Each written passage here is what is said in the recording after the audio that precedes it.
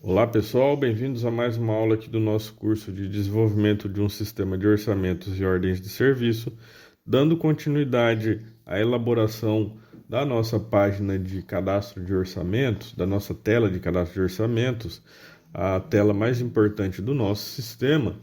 É, Na aula passada a gente colocou os dados principais e os dados do cliente, aonde o usuário não precisa sair da tela de cadastro para poder cadastrar um cliente. Ele vai cadastrar na mesma forma que cadastra os dados ali do orçamento, ele já cadastra um cliente novo. E agora a gente vai colocar a parte de equipamentos que vão fazer parte deste orçamento, tá? Podem ser vários equipamentos. Geralmente, o normal é abrir uma ordem ou um orçamento para cada equipamento que o cliente levar. Mas a gente vai dar a opção caso o usuário queira acrescentar no mesmo orçamento mais de um equipamento, tá? Então, aqui nessa parte, nessa aba, a gente vai colocar os dados dessa tabela de equipamentos e assim como o cliente, o usuário não vai precisar sair da tela de cadastro, ir lá em cadastro de equipamentos, cadastrar separado e puxar ele aqui, tá? A gente já faz tudo na mesma tela, para simplificar o trabalho do usuário, tá? Eu vou inserir os campos aqui, pessoal, e para a gente não perder tempo, eu volto assim que tiver concluído. Aqui, ó, eu coloquei um campo para o ID, para a placa. O que seria ID e placa? ID é caso o equipamento seja um equipamento eletroeletrônico ali que o usuário queira deixar para realizar algum tipo de serviço, e a placa é caso seja algum veículo, tá? Descrição do equipamento é o nome dele, caso ele tenha, por exemplo, uma air fryer ou um notebook, enfim, o que o usuário quiser colocar. A cor detalhe, que é um campinho a mais ali para ele acrescentar, tá? Algum detalhe que identifique este produto, este equipamento.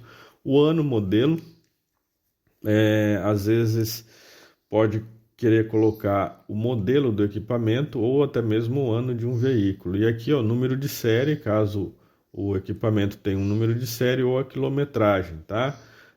Nota fiscal, pessoal, eu acrescentei aqui, não tem lá na tabela, a gente vai adicionar. Eu adicionei um campo para a chave da nota fiscal ou alguma identificação da nota fiscal e a data dessa nota, tá? Por quê? Porque a gente precisa colocar se esse equipamento está em garantia ainda, tá? Aqui, ó, colocar ele em garantia ou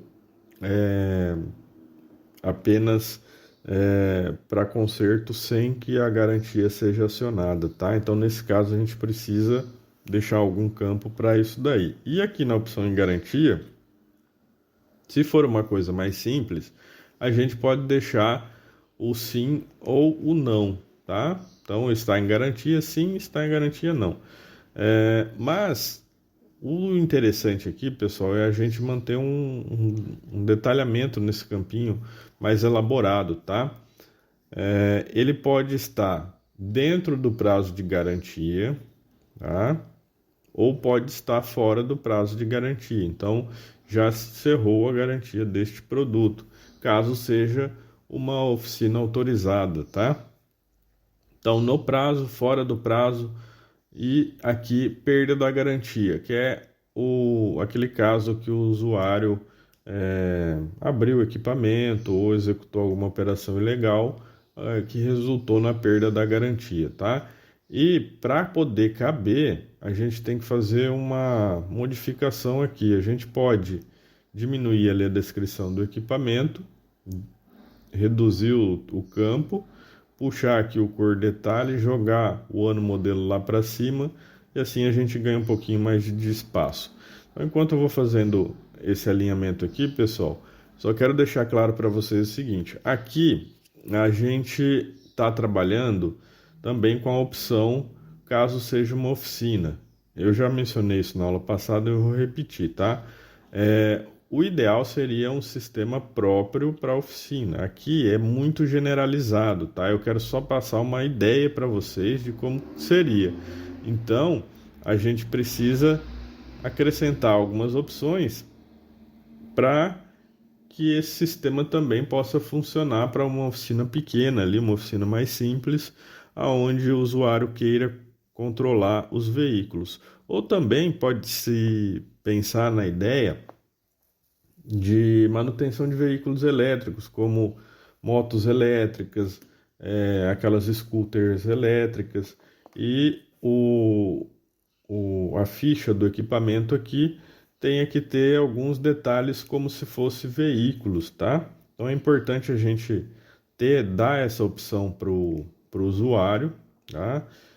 Não necessariamente você pode querer controlar a quilometragem, dependendo do veículo ou do equipamento ali, como se for, como por exemplo, uma empilhadeira, tá? Um veículo pequeno ali de trabalho, ele pode ser controlado por horas também, tá? Ao invés de quilômetros, é por hora, caso tenha essa opção.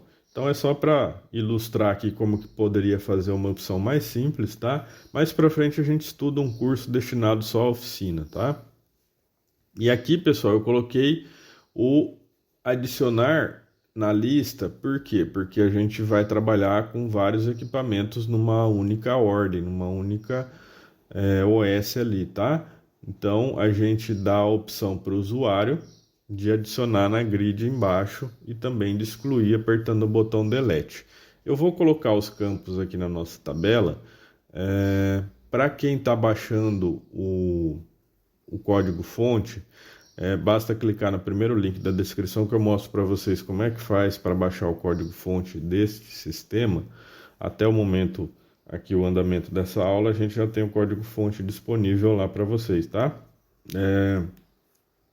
Então, já vai com o banco de dados alterados aí, tá? Para quem não está baixando, faça essa modificação no seu banco.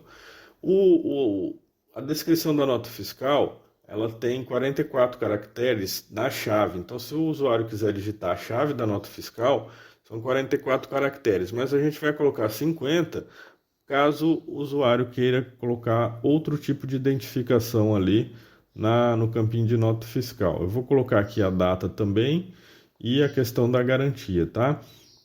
Lembrando que no curso ali de nota fiscal eletrônica, que está na área de membros do nosso canal, eu mostro para vocês a opção como gerar uma nota fiscal eletrônica do início ao fim, tá, pessoal? Já estamos, até o momento da gravação desse vídeo, já passamos de 70 aulas ali, estamos na parte de geração dos eventos da nota, cancelamento de uma nota, carta de correção, inutilização de numeração. Então, para quem tem interesse em aprender como que desenvolve uma nota fiscal eletrônica, também fica lá na área de membros. Clica no primeiro link da descrição que eu falo mais a respeito, tá? Então aqui, ó, o perda da garantia, que é o nosso maior status aqui dessa flag FG garantia, ele tem por volta de 15, 16 caracteres ali, contando por cima ali, pessoal, rapidamente, tá? Eu vou colocar 25 caracteres nesse varchar, caso precise de mais algum status referente à garantia. O ideal, pessoal, seria ter uma tabela de status de garantia ali, assim como a gente tem uma tabela de grupo de estoque, de unidades. Por quê? Porque caso você vá instalar o seu sistema em um cliente e ele trabalhe com outras formas aqui nesse campinho, você deixa um cadastro ali, coloca um botão com uma lupa para ele poder cadastrar os modelos de garantia que ele trabalha, tá? Assim você não precisa recompilar o sistema, porque a gente está deixando aqui modelos fixos, tá? Mas nada impede de você colocar esse cadastro ali para o usuário, tá? O correto, quando a gente tem um campo que pode receber vários tipos de opções ali pré-cadastradas, o ideal é ter um cadastro para ele, tá? Eu vou só acertar aqui o campo observação antes da gente compilar para ver se essa tela ficou enquadrada corretamente, tá? Aqui na abinha de observações, eu vou deixar esse memo aqui bem grande para poder abranger bastante dá bastante opção para o nosso cliente, para o nosso usuário digitar ali. Aqui, ó, data de saída, data de entrada, a gente precisa fazer a validação das datas. Daí mais para frente, quando a gente entrar na parte do código ali, do desenvolvimento do código dessa tela, a gente trabalha isso daí. Vamos compilar para ver se deu certo. Inserir. Então a gente tem dados principais, dados do cliente, equipamentos. O nosso grid passou aqui o botão. Então a gente precisa alinhar essa grid. Vamos voltar aqui no nosso código. Para saber o tamanho aqui, pessoal, a gente tem uma referência já a respeito da nossa tela aqui em cliente, ó. Essa tela, ela tá com o tamanho ideal ali, o botão salvar, então a gente reduz e aí a gente já vai ter uma base do tamanho ideal aqui. Basta diminuir aqui agora o nosso grid, ele tá dentro de um painel, tá? E embaixo tem uma label onde eu coloquei que para excluir uma linha a gente aperta o delete. Então agora, ó, pessoal, dados do cliente, dados principais aqui, a solução realizada, aqui a gente pode puxar um pouquinho para cima, porque ele parece que está fora de alinhamento e o equipamento entrou no enquadramento correto, tá? A gente vai, depois eu vou modificar esse botão fechar ali, pessoal, porque sempre que eu vou fechar a tela, eu corro direto para aquele botão. Se eu que estou desenvolvendo e sei como é que funciona já está desse jeito, imagina o usuário, a confusão que ele vai fazer. Então, a gente tem que prestar atenção a respeito disso também, tá? Para forçar ele a fechar no botão cancelar. Então, puxando aqui, a gente conclui a nossa aula. Espero que tenham gostado. Não esquece de deixar o like. Muito obrigado e até a próxima.